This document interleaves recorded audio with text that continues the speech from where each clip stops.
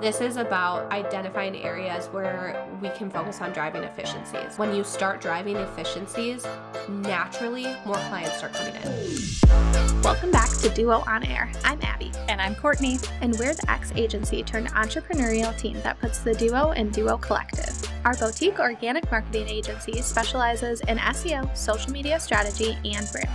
We're an everyday pair of business besties / marketing experts obsessed with helping our community learn more about what it takes to run a business. Which is why on Duo On Air, we're not holding anything back. We're giving you all the info we know about how to grow your business organically so you can be the confident CEO you were made to be. And how to navigate life as a small business owner. Whether it's on your own or with your best friend by your side, so grab your coffee or your mimosa, we don't judge. And settle in for a quick value-packed episode of Marketing Tips. Welcome back to the Duo On Air podcast. This is episode number 104, and today we're talking about something that makes me feel just a little bit crazy. It is how many clients we have at once and how the heck we manage it all. I think we manage it all. Without dropping the ball. Some days. Yeah, some days. We do have a lot of clients, and people do tell us that all the time, especially when we start talking about all the different people we're working with. I actually just counted for this episode because I don't actually know how many we have usually at one time. I just say in my head a lot. But right now we have 15 clients plus about 3 more that are kind of on hold for various different reasons. And all of that is on top of building a course, launching a brand, running a coaching program, managing a podcast. I mean, all the things. Trying to be a mom. Yeah. Trying being to have a human. A personal life. Doing self-care. To remember to shower. Yeah. It's a little crazy. It feels kind of insane, but it's also totally manageable in a way. I say that kind of with a question mark, kind of not, because we do manage this many clients consistently and have for about a year, I'd say. Mm-hmm. Yeah. So I would say definitely possible. So we kind of wanted to talk about it, not because we wanted to talk about the insanity that we are, but because we have made a lot of progress over the years to help just make things more efficient so that we can actually handle this many clients at one time and continue taking more, and also have kind of a game plan for what we do if more than this come on. Like, what's the next step and how can we handle that? So we're going to talk about how this is even possible for us, and what's helped us get to this point of being able to manage this high number of clients. Yeah, so the first thing is we simplified our offerings. I think when we first started Duo, we literally took anything and everything. And I think that's kind of true for most brands when you start, especially in the service-based industry. You really try not to say no to anything, because at that point you're trying to build your brand, you're trying to bring on clients, you're trying to establish yourself, you're trying to make money. But we are almost 5 years, or are we 5? Almost 5. Yeah, we always have to go off Cal's age. Yeah. We have sat down numerous times and we continue to simplify our offerings the more we grow and the further we are into our business. So this last year, we had decided to completely actually get rid of social content building for our clients. The strategy and all of that, we decided that was just too much for us to handle on top of our SEO and branding clients. And we really sat down and we were like, does this bring us joy? Do we like it? And there were things that we did like about it, but there were more things that were kind of getting in the way of us working on the things that we actually really truly loved.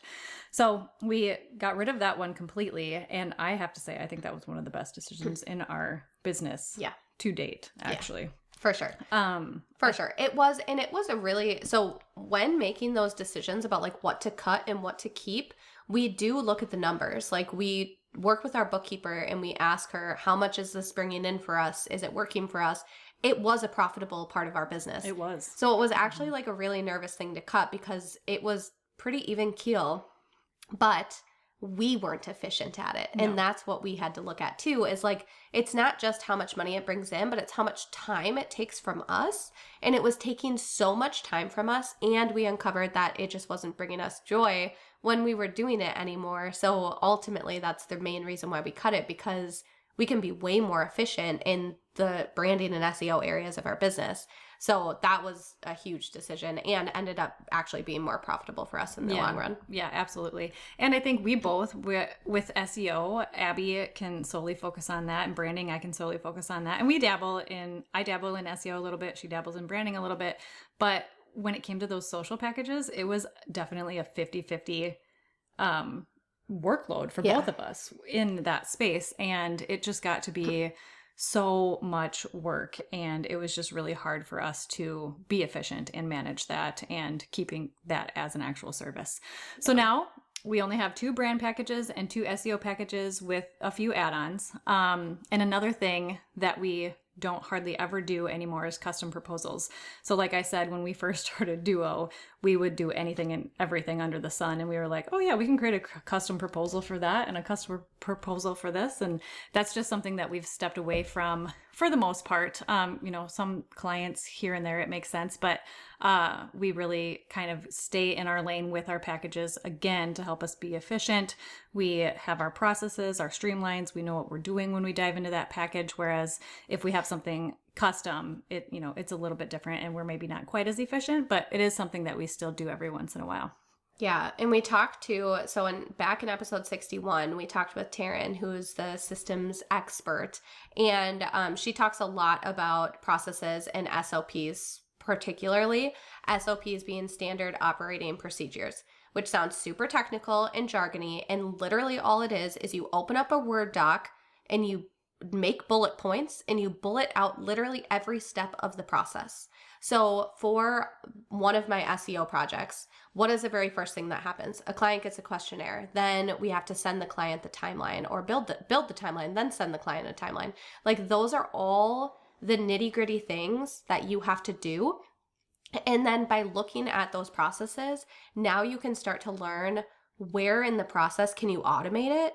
Where in the process can you outsource that to someone else? So that was huge for us, because we had to build these SOPs, which is literally just a Word doc. It's nothing too complicated. It's just a Word doc that details out every part of our package. So with our 2 branding packages and our 2 SEO packages, we have these processes, and that allowed us to really determine, hey, can someone else do this part of it? Which part are we responsible for? Which parts can we make our life easier? Which we're going to talk about some of those things in this episode too. But that was key, because now we know that every single project runs the same way. It all is going to run like this from one client to the next. They might be in various parts of the process, but the overall process is going to be consistent, and that saves so much time.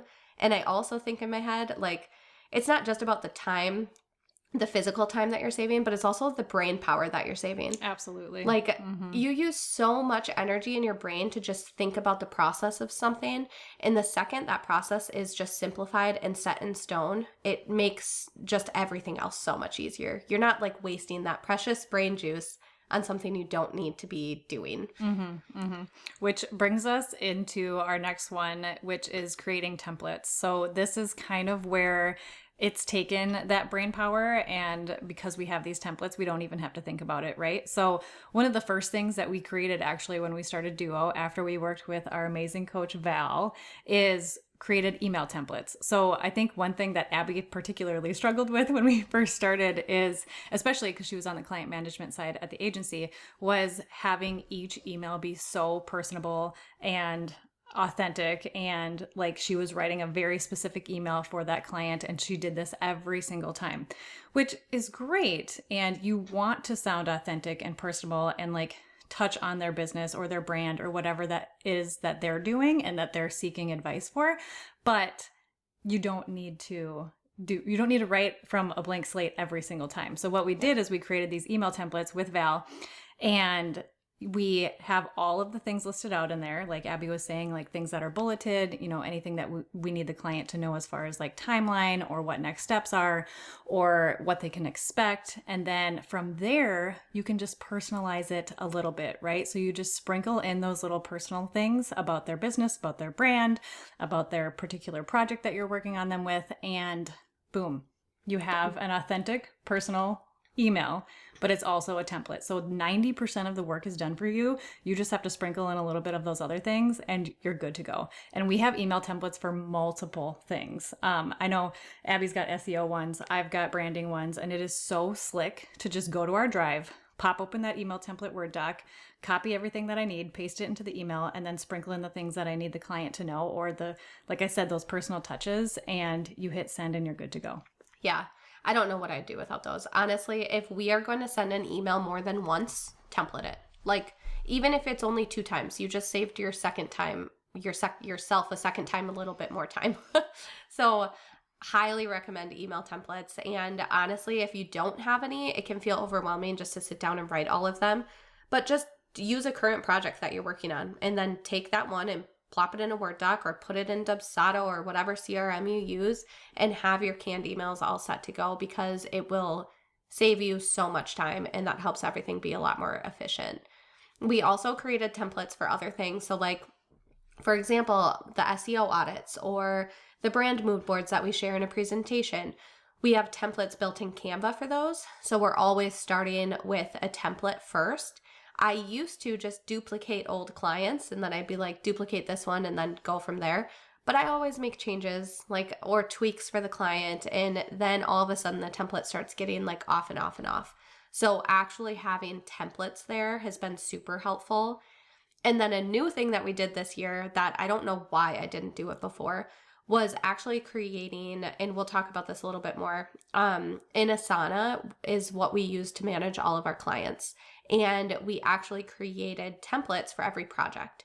So if someone signs up for the brand basics kit and now we go into Asana, we pull up that template, we create it for the specific client, and now every single task is in there and we just need to change the dates. So again, it makes it so much easier having those templates to start with. So really every phase of the project, from emails to the actually sharing the creative to actually managing the client project, it's all templated out. Which is fantastic. Yeah, it's amazing. Again, it's very simple, like very similar to the emails. Like you just have to change the client, the name, just small things here and there, and then it's all set up for you. So it's really slick. Yeah. The next thing, kind of like Abby said, as we lean into Asana, is that client project management system. So like we've talked about Asana on I don't know how many episodes, so many episodes, but we absolutely love Asana. And right now, knock on wood, we use the free version and it is amazing. I can't believe it. There's no reason for us to need to pay for the other version, or versions. I'm not even sure how many versions it has, but I don't know. I honestly can't believe it. It's free. There has been like maybe a tiny thing that I'm like, but it's not quite the need to upgrade for it, but it is a lifeline. Like my Asana board is open every single day. Oh yeah, it's always a tab that just never gets shut down. Yeah. So like Abby said, each client has their own board, and that's super slick. And then we have multiple boards for Duo. We have weekly tasks that we do. I love. So I have my own personal. It's called Courtney's Weekly Priorities. Yeah, and that is my favorite part of Asana, how we have that set up, because then I can just go tag all the client things that I have that week that I need to do, or internal things, and then I just add it to my weekly board, and I can see then every week what I need to do and when I need to get it done, and all of the information lives within that actual task. So for me, that's super slick because I need to be able to look at and forecast what my week looks like, and Asana lets me do that flawlessly. Yeah, it's like having everything in there is so helpful. So even things like that are often forgotten, like asking for a testimonial, that's in the project. Sending our clients a Starbucks gift card, that's in the project. Like even small, tiny little details have to be in there so that we can continue to monitor the project, make sure things are happening, that every part of the contract is being fulfilled. And if we didn't have it, even if it's something that's so simple, if we didn't have it in there and forgot it one time, we would never know because there's too many moving pieces. So having it in there and knowing that unless it's checked, that means it hasn't been done. That is super helpful and probably the only way we can have this many clients at one time. Yeah. I use it so often, even just like if I get a client email and I can't go to that email and respond right away, I'll jump into Asana real quick, make a task that I have to reply to them by, tonight or tomorrow, because if I don't do that, then I may forget, because my inbox is insane right now. It's not as nice as Abby's, but even just like little things like that, even if it comes up for 1 second and I'm like, oh my gosh, I have to do this later, I pop it into Asana so my frantic brain does not forget. Yeah, for real. So other than that, obviously we can't handle this much just us two, because we need to have a life. So we have brought on help. So the huge game changer for us this year was hiring a project manager. We've hired Heidi. If you've worked with us, you have met her. She's amazing. She helps manage all of this behind the scenes. So she helps make sure that the Asana board gets set up. She helps make sure that meetings are getting scheduled with her clients. And honestly, we wouldn't have known what parts Heidi could help us with if we didn't create those SOPs to begin with. Because looking at those, we were able to say, okay, here's all the parts of the project that don't have to be me and Courtney. Mm-hmm. Now, here's the parts where Heidi can step in and start doing and taking some of this off our plate. So that is huge. I think her title is Director of Smooth Sailing. Yes. Which is spot on. Yeah, we don't sail smoothly without her. So it's a little bit of a storm. Yeah. So yeah, that has been huge. And I don't think I realized until outsourcing that how much brain power it took me just to build like a timeline, for example. It's not that difficult, but when we have this many clients at one time, it's a lot to think about. Like, it's juggling spots on our calendars where things can go, and using my brain power there rather than using it on the SEO research seems so silly. And when you think about it that way, when you think about how this is helping free up the energy and like the brain capacity you have, it gives you a whole new like reason as to why outsourcing is so important, or automation, like whatever you can automate to, also just kind of alleviates that brain power. So that's been huge. We also brought on an SEO specialist, which helps open my calendar up specifically. I only have childcare 3 days a week for 3 hours. And that is very limited time. That makes my eyes twitch. Yeah. I still work when my boys are home, but I can't really take meetings. Like, it's not efficient to take meetings. So my boys are gone 8 to 11 on certain days, which basically means, hey, if you're from California, do you want to meet with me at 6 a.m.? I don't think so. Like, sometimes people do, but most people don't. And that's not very accommodating. So bringing someone on to actually help have some, like, she's been working with me for years behind the scenes, and actually bringing her on more client facing so that she can make things more accessible for my clients has been phenomenal. So that's been super helpful, and just something that we had to do because that's my life right now. Like, soon my kids will be in full-time school and it will be a different story. But right now you just gotta kind of figure it out.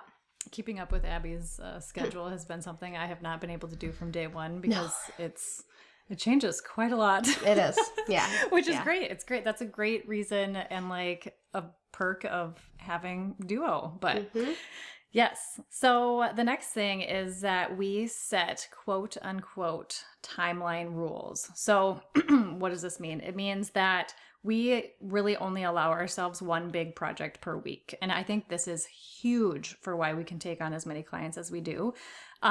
Because if we had 10, 15 clients and I was working on 3 big projects for 3 of our clients in 1 week, I would not be as good at my job because I would run out of creative steam and energy.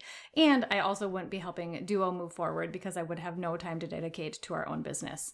So this has been huge. So for example, for 1 week, I can take on a big project like brand boards, but then I'll sprinkle in a couple of smaller things like round 2 changes to some clients' recent mood board or something like that. So it's really, managing those different projects and how that workload looks week by week. Again, this is where Heidi comes in and is just a saint because she helps us figure all of this out, because otherwise I would probably load myself up with way too much in 1 week. But this has been a life changer. I used to be nervous. I was most nervous about this as the clients grew, because that means that our projects get pushed out. Like, sometimes it means we're not starting for 2 to 3 months. Like, you sign a contract now, but we can't start for 3 months. And I was so scared about that. But I think the biggest thing that I realized, especially when Courtney was out in maternity leave, is I physically, like, I didn't have a choice. I got to a point where I was like, my workload is so heavy right now, and it is just me. If you want to work with me, it can't be for 4 months. And people didn't care. Like, which is such an awesome feeling It is. because I think It it is. helped us overcome that fear.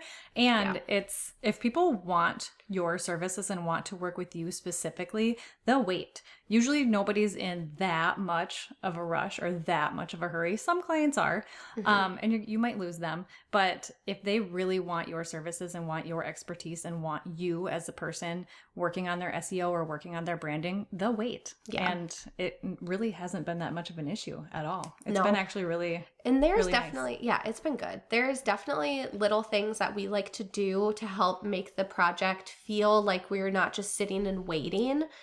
So we kind of break things up. We'll sprinkle in, like, I'll do a pre-recorded video with research earlier than when we actually can get to the audit.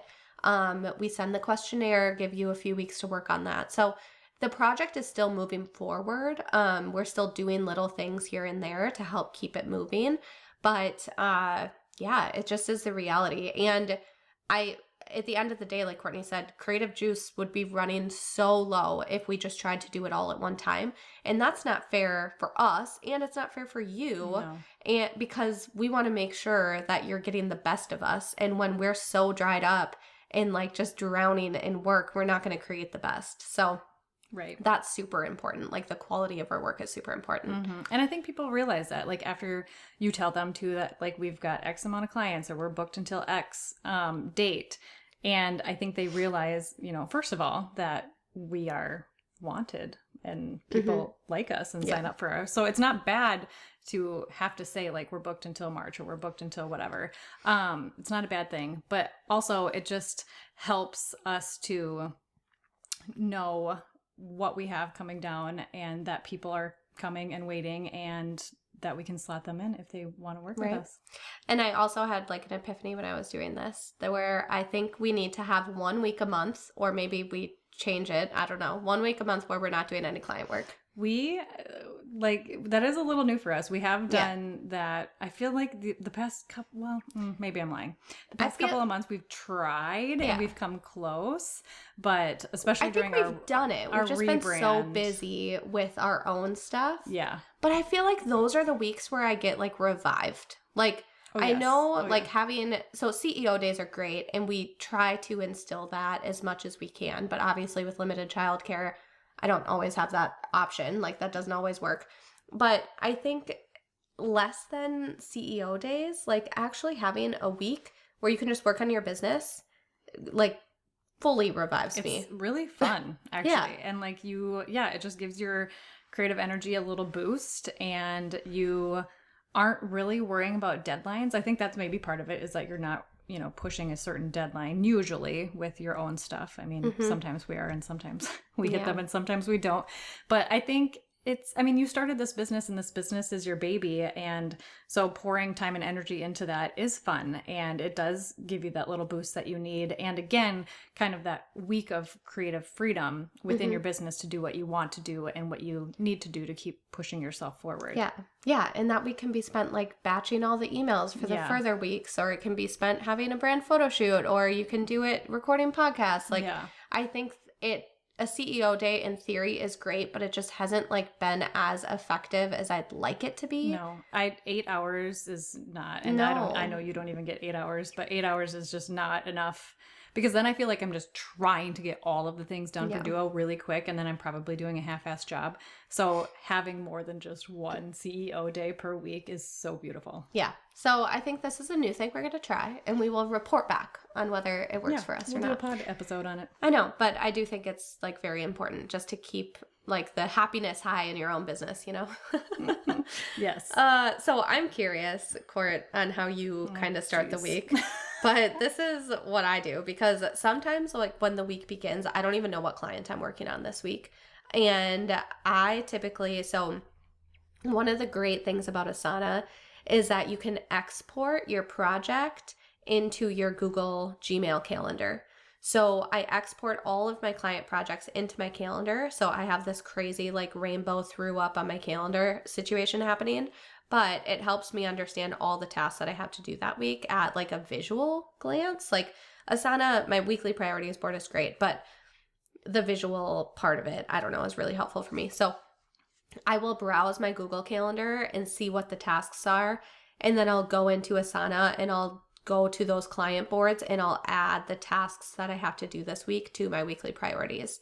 And now I know my weekly priorities exists with all of my tasks there.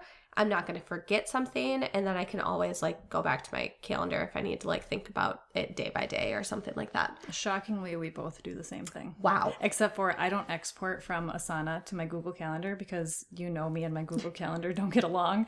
So I don't know what, I think it's a user error. It's definitely a user error. But I always have issues linking my Asana to my Google Calendar. I usually have duplicates, or the timeline is totally wrong because we changed it, and Abby has to sit on a Zoom call with me for like a half an hour and try to figure it out. So I just trust that Heidi is sending me the right links when she sets up timelines, or in this instance Abby, because Heidi's out at the moment.